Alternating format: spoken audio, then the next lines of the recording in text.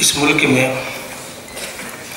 1857 کی دلی کی جنگ کی ناکامی کے بعد جو حالات پیدا ہوئے تھے، سیدھی سی بات ہے کہ انگریز نے اقتدار مسلمانوں سے لیا تھا۔ یہ میں اس سوال کا جواب دے رہا ہوں۔ ہمارا اسکول میں پڑھنے والا طبقہ، کالجوں میں پڑھنے والا طبقہ کبھی کبھی سوال کیا کرتا ہے کہ مسلمانوں کو انگریزوں سے اس قدر نفرت کیوں تھی؟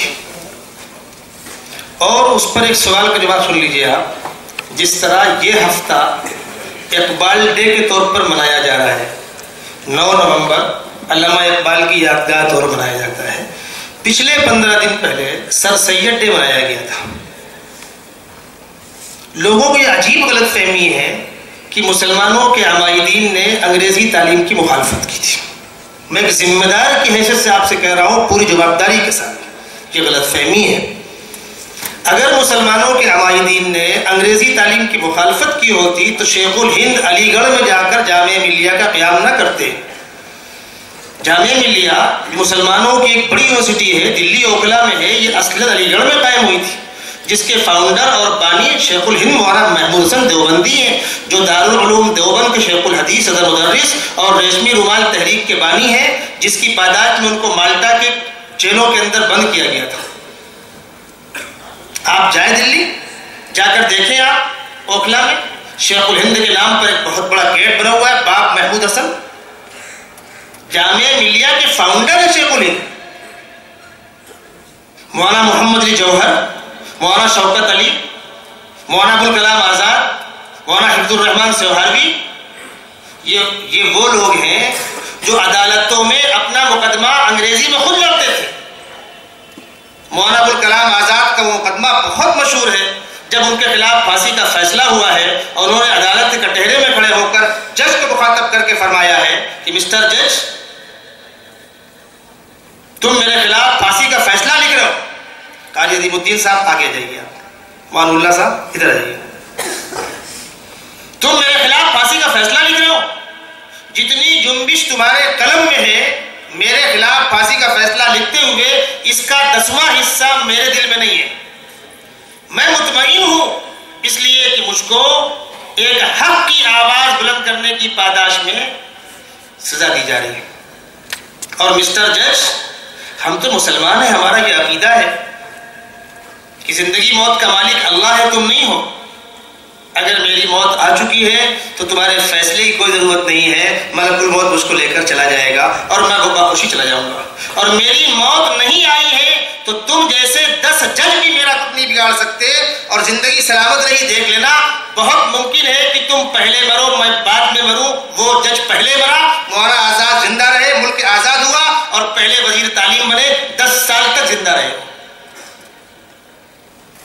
مولانا محمد جوہر کا وہ اخبار کامریڈ اخبار، اس کو بڑے بڑے انگریزی داں آنکھوں سے لگا کر پڑھا کرتے تھے۔ علماء کے تعلق سے بہت بڑی غلط فہمی ہے، اور کئی مجلسوں میں، بڑی موقر مجلسوں کے اندر لوگوں نے چند جملوں کے اندر اپنی دل کی بھڑاس نکالی کہ آپ لوگ تو اسکولوں کے مخالف ہیں، آپ تو کالجوں کے مخالف ہیں، آپ تعلیم کے مخالف ہیں۔ ان کو کیا سمجھایا جائے بیچاروں کو؟ مسئلہ وہ نہیں تھا۔ 1857 کی دلی جنگ کی ناکامی کے بعد مسئلہ وہ نہیں تھا۔ پھر کیا تھا مسئلہ؟ عراق کے حالات آپ کے سامنے ہیں، افغانستان کے حالات آپ کے سامنے ہیں، دنیا کے دیگر ممالک کے حالات آپ کے سامنے ہیں۔ جہاں پر کوئی قوم باہر کے کسی ظالم و جابر کے خلاف لڑ رہی ہوتی ہے، وہ ان کے انعامات نہیں چاہتی، ان کے نوازشات نہیں چاہتے، ان کے اسکول نہیں چاہتے، ان کے اسپتال نہیں چاہتے، ان کی امداد نہیں چاہتے۔ اگر محلے کسی آدمی نے آپ کی بے عزتی کر رکھی ہے، آپ کو گھر سے نکال دیا ہے، مجلس کے اندر آپ کو رسوا کیا ہے، اور بعد میں کہے کہ بھائی ایک جوڑا کپڑا لے لو، عید میں چپل پہن لو، تو آپ کہیں گے میں ننگے پیر عید منا لوں گا، تمہارا پیسہ استعمال نہیں کروں گا۔ تم نے مجھ کو ذلیل سمجھا ہے، حقیر سمجھا ہے۔ اس ملک میں جو طبقہ انگریز کے خلاف لڑ رہا تھا، ان کا صرف اور صرف ایک مطالبہ تھا، دیش خالی کرو اور جاؤ، تمہاری کوئی مراعات ہم کو نہیں چاہیے۔ چونکہ دوسرے برادران وطن اس مسئلے میں نرم تھے اور مسلمان سخت تھا، 1857 سے لے کر 1915 تک میدان میں تنے تنہا مسلمان ہیں. گاندھی وادی 1915 کے بعد میدان میں آئے ہیں. اسی حال کے اندر بیچارے اسکول میں پڑھے ہوئے لوگ تاریخ سے واقف نہیں ہوتے. ایک صاحب نے کہا ہندوستان کی جنگ اہنسا کے اصول پہ لڑی گئی ہے. اتفاق سے میں نے دعوت کر رہا تھا. جب میرا نمبر آیا تو میں نے کہا معاف کیجیے گا، آپ نے اہنسا کا تعارف ہی نہیں سمجھا. آپ کو پتہ ہی نہیں ہے کہ اہنسا کے اصول پر یہ کارواں کب چلا ہے. 1857 سے لے کر 1915 تک طاقت کے زور پر مقابلہ ہوتا تھا. وہ جلیان والا باغ ہو کہ چوری چورا بازار ہو کہ کلکتے کی مارکیٹ ہو کہ میرٹھ کا فساد ہو کہ دلی کا قتل عام ہو کہ ہمارے اکابر کو پھانسی پر ٹانگنے والا عمل ہو، مدارس کو مسمار کرنے والا عمل ہو. یہ تقریباً 45-50 سال تک تنے تنہا مسلمان پستا رہا. برادران وطن مجھے معاف کیجیے گا، تقریر تو ریکارڈ پہ لی جا رہی ہے، میں جوابدار ہوں اپنے الفاظ کے، مجھے معاف کیجیے گا. برادران وطن برا نہ مانے. ہوا یہ تھا کہ انگریز کے سامنے اصل خطرہ مسلمان تھے، اس لیے کہ انگریز نے اقتدار مسلمانوں سے لیا تھا. اور دنیا کا دستور ہے ان الملوک اذا دخلوا قرية افسدوها وجعلوا اعزة اهلها اذلة. ان کو خطرہ مسلمانوں سے تھا. وہ مسلمانوں کی طاقت کو کمزور کرنا چاہ رہے تھے. دوسری قومیں کیا فرق پڑتا تھا ان کے لیے، مسلم بادشاہ کی رعایا ہو کہ انگریز کی رعایا ہو. تو مراعات ان کے لیے نعمت تھی اور مسلمان اس کو چپل کی ٹھوکر پہ مار رہا تھا. ان حالات میں سر سید کھڑے ہوئے، انہوں نے ایک کوشش کی. کوشش ان کی قابل مبارکباد ہے. انہوں نے انگریز کی مراعات لی، اسکول شروع کیا، ادارہ بڑا ہوا، یونیورسٹی بنا. وہ اس نظریاتی اختلاف کے وقت کی بات تھی جب مسلمان انگریز کی کوئی رعایت قبول کرنے کو تیار نہیں تھا، لینے تیار نہیں تھا. اس وقت کی بات تھی. آخر شیخ الہند جامعہ ملیہ قائم کیا کہ نہیں کیا؟ اور وہ بعد میں یونیورسٹی بنا کہ نہیں بنا؟ یا بہار کے اندر مولانا سجاد رحمۃ اللہ علیہ نے امارت شریعہ کا نظام قائم کیا کہ نہیں کیا؟ مولانا محمد علی منگیری نے جامعہ رحمانیہ قائم کیا کہ نہیں کیا، جس کے اندر آج ایک مستقل شعبہ ہے. مولانا ولی رحمانی کے رحمانی فاؤنڈیشن سے 30 بچے چن کر IAS میں آ رہے ہیں. معمولی بات ہے. اگر مسلمانوں کو تعلیم سے اختلاف ہوتا تو ہمارے 30 بچوں کے اوپر خرچ کرنے والا ایک عالم دین نہ ہوتا. مہاراشٹر کے اندر کان کھول کر سن لے اسکول والے، برا لگے تو معاف کیجیے گا، مہاراشٹر کے اندر اگر کوئی ادارہ، کوئی گرو، کوئی مینجمنٹ MBBS کالج لانے میں کامیاب ہوا تو وہ ایک عالم دین مولانا بستانوی کامیاب ہوئے. اسی حال کے اندر انہوں نے بتلایا تھا کہ ہم کو 700 کروڑ روپے ڈپوزٹ میں رکھنے پڑیں گے اس اسکول کو برقرار رکھنے کے لیے. آخر کیا وجہ ہے؟ اسی شہر کا ایک بڑا ادارہ جس کو انتولے صاحب منسٹر تھے، MBBS کالج ملا اور قائم نہ کر سکے. کیا ہوا؟ اس ہاتھی کی خوراک بہت بڑی ہوتی ہے، آسان کام نہیں ہے. 700 کروڑ روپیہ ڈپوزٹ میں رکھنا پڑتا ہے، 300 بیڈ کا اسپتال دکھانا پڑتا ہے، 500 کروڑ روپے لگا کر کالج کو شروع کرنا پڑتا ہے. ایک عالم دین نے یہ کارنامہ انجام دیا کہ نہیں دیا؟ اگر ہم علماء کو عصری تعلیم سے بیر ہوتا MBBS کالج قائم کرتے ہیں. میرے بزرگوں، داستان بہت طویل ہے اور بڑی تلخ. ہم یہ چاہتے ہیں تازہ خواہی داشتن گرداغ آئے سینارا، گاہے گاہے باس خواہی قص قصہ پاری نارا. اپنے اکابر کی اس تاریخ کو سنیے، جانیے اور اپنے اندر کچھ کر گزرنے کا حوصلہ پیدا کیجیے. 1857 کی دلی کی جنگ کی ناکامی کے بعد تقریباً 3 ماہ تک جنگ چلتی رہی ہے. دلی شہر کی نالیوں میں انسانوں کا خون بہتا رہا، روڈوں پر لاشیں پڑی سڑتی رہی. جب انگریز کا مکمل اقتدار دلی پر ہو گیا اور لال قلعے سے ہمارا ہلالی پرچم اتار کر یونین جیک لہرا دیا گیا اور یہ اعلان ہو گیا کہ اب مسلمانوں کا اقتدار مکمل ختم ہو چکا ہے، انگریز کا اقتدار مستحکم ہو چکا ہے، خبردار کسی نے اگر شور کیا تو اس کی خیریت نہیں. اور اس کے بعد جنگ کے انتقام کے نام پر علماء کرام کو چن چن کے پکڑا گیا اور پھانسی پر ٹانگا گیا. اور وہ سارے علماء کرام جنہوں نے اس جنگ سے پہلے بھی دین و اسلام کی سربلندی کے لیے انگریز سے مقابلہ کیا تھا، مثلا مولانا رحمۃ اللہ کیرانوی جنہوں نے آگرہ کے اندر پادری فنڈر سے مقابلہ کیا تھا 1855 میں، ان کو بھی جنگی مجرم بنا کر جنگ کا عنوان بنا کر گرفتار کرنے کے لیے پولیس ان کے محلے تک پہنچ چکی تھی۔ مولانا مسجد کے اندر تھے، کسی نے اطلاع دی کہ باہر پولیس کھڑی ہوئی ہے، نماز کے بعد آپ کو گرفتار کر لیں گے۔ تو مولانا پچھلی کھڑکی سے نکل کر جو کسی مکان کے اندر کھلتی تھی، اس مکان سے اس مکان، اس مکان سے اس مکان، وہ آگرہ سے، کیرانہ سے یہ روٹ جو آتا ہے آپ کا، متھرا ہوتا ہوا، راجستھان ہوتا ہوا گجرات آئے، اور چھپتے چھپاتے سورت کی بندرگاہ سے آپ جہاز میں بیٹھ کر جدہ پہنچنے میں کامیاب ہوئے، اور بقیہ زندگی انہوں نے وہاں گزاری۔ حالات اس قدر ناگفتہ ہو گئے تھے کہ بتلاتے ہوئے جگر منہ کو آتا ہے۔ ان حالات میں جب ملک میں مسلمانوں کے دین و ایمان کا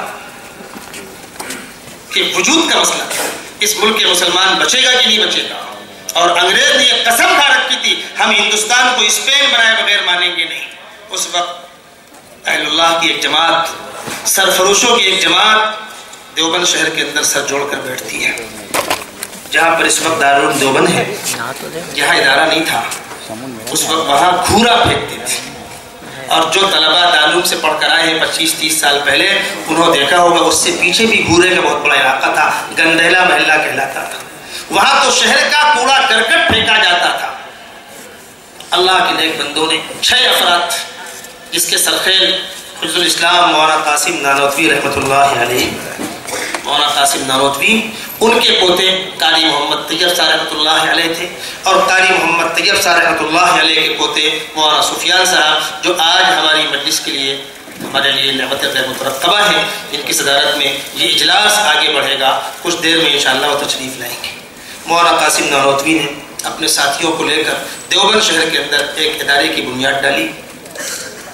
یہاں پر رک کر آپ کی بات سمجھ لیں، آپ نے مکاتب دیکھے ہوں گے جہاں بچے کم ہوتے ہیں، استاد ایک ہوتا ہے، لیکن ایسا مکتب کہ پڑھانے والا استاد بھی ہے، پڑھنے والا بچہ بھی ہے۔ پوری منڈی کے اندر آپ نکل جائیں کسی مکتب میں تو ایسے بہت سے مکاتب آپ کو ملیں گے کہ استاد ہے کہ 20 بچے ہیں، 25 بچے ہیں، ہوتا ہے، لیکن استاد بھی ایک، بچہ بھی ایک۔ اللہ کا نام لے کر کام شروع کیا گیا۔ وہ پہلا بچہ مولانا محمود حسن دیوبندی، جو اس وقت سوم چہارم کے طالب علم تھے، اس سے پہلے کے اسباب انہوں نے مولانا ذوالفقار علیہ صاحب سے اور مولانا قاسم نانوتوی سے پڑھ رکھے تھے۔ ملا محمود صاحب، ملا اس وقت علامہ کے معنی میں ہوتا تھا، ملا محمود علامہ محمود، وہ استاد تھے، انہوں نے پڑھایا۔ آپ کو یہ بات سن کر تعجب ہوگا، اور میں آپ کی معلومات میں اضافہ کرانا چاہتا ہوں، ادھر اللہ کے بندوں نے دیوبند شہر میں ایک مدرسے کی بنیاد رکھی، پوری دنیا کے اہل اللہ کو اس کی اطلاع ہوگی۔ کیا نظام تھا؟ کون سا نیٹ ورک تھا؟ حاجی امداد اللہ مہاجر مکی، جو دلی کی جنگ کی ناکامی کے بعد مکہ المکرمہ ہجرت فرما گئے تھے، کسی شاگرد نے ان سے کہا حضرت ہم لوگوں نے ہندوستان میں ایک مدرسہ قائم کیا ہے تاکہ مسلمانوں کے دین و ایمان کی حفاظت کی جائے۔ تو حاجی صاحب کو وجد آ گیا، جلال میں آ گیا، فرمایا جی ہاں آپ لوگوں نے قائم کیا، آپ لوگوں نے قائم کیا۔ آپ کو کیا معلوم کتنی پیشانیاں تہجد میں حرم کے اندر رگڑ رگڑ کر رو رو کر دعائیں کرتی تھی کہ خدا بندہ ہندوستانی مسلمانوں کے دین و ایمان کے بقا کوئی سامان پیدا کر۔ خدا بند قدوس نے اپنے نیک بندوں کے قلوب میں یہ القاء کیا ہے، یہ الہام کیا ہے، ادارے کی بنیاد ڈالو۔ حاجی امداد اللہ مہاجر مکی فرما رہے ہیں، اور دیکھتے ہی دیکھتے 2-3 سالوں کے اندر مختلف ممالک سے، افغانستان سے، عراق سے، شام سے اور عالم اسلام سے دور دراز طلباء چل کر کہاں آ رہے ہیں؟ اس ادارے میں جس کے پاس کوئی ایک کمرہ نہیں ہے، جس کے پاس کوئی چھپر نہیں، چھٹا کی مسجد، اس کے کنارے میں انار کا پیڑ، اب تو پیڑ شاید سوکھ گیا نہیں رہا، میں نے وہ پیڑ دیکھا ہے، جہاں پر دارالعلوم دیوبند موجود ہے یہاں کچھ نہیں تھا۔ جب اس کی عمارت کا مشورہ ہوا یہاں سے یہاں تک بنائی جائے، سیدھی سی بات ہے، اس وقت تو 150 طلباء کے لیے جگہ بہت کافی تھی۔ اس کے پہلے محتمیم رات میں اللہ کے نبی صلی اللہ علیہ وسلم کی زیارت ہوئی، آپ نے پوچھا کیا بنانے جا رہے ہیں؟ فرمایا حضرت ہم لوگ ایک ہاسٹل بنانے جا رہے ہیں طلباء کی رہائش کے لیے، درسگاہ کے طور پر، طلباء پڑھیں گے بھی رہیں گے بھی۔ فرمایا جگہ تنگ پڑے گی، اس کو اور بڑا کرو۔ یہ خواب کا واقعہ ہے۔ انہوں نے فرمایا کہ آپ جیسا ارشاد فرمائیں۔ اللہ کے نبی صلی اللہ علیہ وسلم نے لکڑی سے نشان لگایا خواب میں، جب صبح جا کے انہوں دیکھا وہ نشان موجود تھا۔ بس پھر انہوں نے کوئی مشورہ نہیں کیا اور پھر اللہ کے نبی صلی اللہ علیہ وسلم کی نشاندہی کے مطابق وہاں پر کام شروع کر دیا. جب ممبران شورا نے بھائی اس پہلی رو خالی کر دیجیے، ان کو بول کر پیچھے کر دیجیے. جب ممبران شورا نے ان سے پوچھا کہ بھائی مشورے میں یہ طے ہوا تھا اور آپ اس سے ہٹ کر کام کر رہے ہیں، تو انہوں نے بتلایا کہ رات میں اللہ کے نبی صلی اللہ علیہ وسلم کی زیارت ہوئی تھی. آقا کے حکم کے بعد پھر کسی انسان کے مشورے کی کیا حیثیت ہے؟ آپ نے سنا ہوگا دارالعلوم دیوبند الہامی ادارہ ہے، یہ وہ ایسے ہزاروں واقعات. یہ ادارہ قائم ہوا، پھر مولانا قاسم نانوتوی رحمۃ اللہ علیہ نے مراد آباد میں مدرسہ شاہی قائم کرایا. جامع مسجد امروہہ میں ادارہ قائم ہوا اور چند سالوں کے بعد مدرسہ سہارنپور مظاہر سہارنپور قائم ہوا اور پورے ملک میں مدرسوں کا جال پھیلا دیا گیا. جس انگریز نے اعلان کیا تھا کہ میں ہندوستان سے مسلمانوں کا خاتمہ کر کے دم لوں گا، اس کو جواب دیا ہے نشیمن پر نشیمن اس قدر تعمیر کرتا جا کہ بجلی گرتے گرتے آپ خود بیزار ہو جائے. ہم اتنی بڑی کھیپ پیدا کر دیں گے، اتنی بڑی قوم پیدا کر دیں گے. اور یہاں پر کالج میں پڑھنے والے افراد سے میں ایک سوال کرتا ہوں. ایک طبقے نے اسکولوں کے اور کالجوں کے قائم کرنے کی مہم اپنے ذمے لی تھی اور ایک طبقے نے مدرسوں کے قائم کرنے کی اپنے ذمے مہم لی تھی. ایمانداری سے بتلانا، مدرسے قائم کرنے والوں نے اس ملک کو علماء سے، حفاظ سے، قراء سے، محدثین سے، مفسرین سے، مجاہدین سے بھر دیا کہ نہیں بھر دیا؟ اس کے بعد بھی ہم سے سوال ہے کہ مدارس کا کردار کیا ہے؟ مدارس نے صرف انگریز سے جنگ نہیں لڑی ہے، مدارس نے اس ملک کے انسانوں کو انسان بنایا ہے. اس ملک کو وہ دیا ہے کہ پوری دنیا میں اس کی مثال نہیں ملتی. یہ ہمارے مدارس، ان میں پڑھنے والا بچہ وہ 5 کلمے یاد کرتا ہے، 4 سورتیں سیکھتا ہے، نماز طریقہ سیکھتا ہے. جو بچہ بچپن میں ان مدرسوں کے تحت چلنے والے مکاتب میں جہاں قرآن پڑھایا جاتا ہے، جہاں دینیات پڑھائی جاتی ہے اور جہاں 1-2 گھنٹے بچوں کو انسان بنایا جاتا ہے، اگر بچے نے بچپن میں وہاں پڑھ لیا تو انشاءاللہ وہ وزیر اعظم کی پوسٹ تک جائے گا، اپنے دین و مذہب سے کبھی دور نہیں ہوگا. اور بچپن میں اگر بچوں کو دینی تعلیم نہیں دی گئی تو وہ پڑھا لکھا جانور تو ہوگا، ایک مہذب انسان نہیں ہوگا.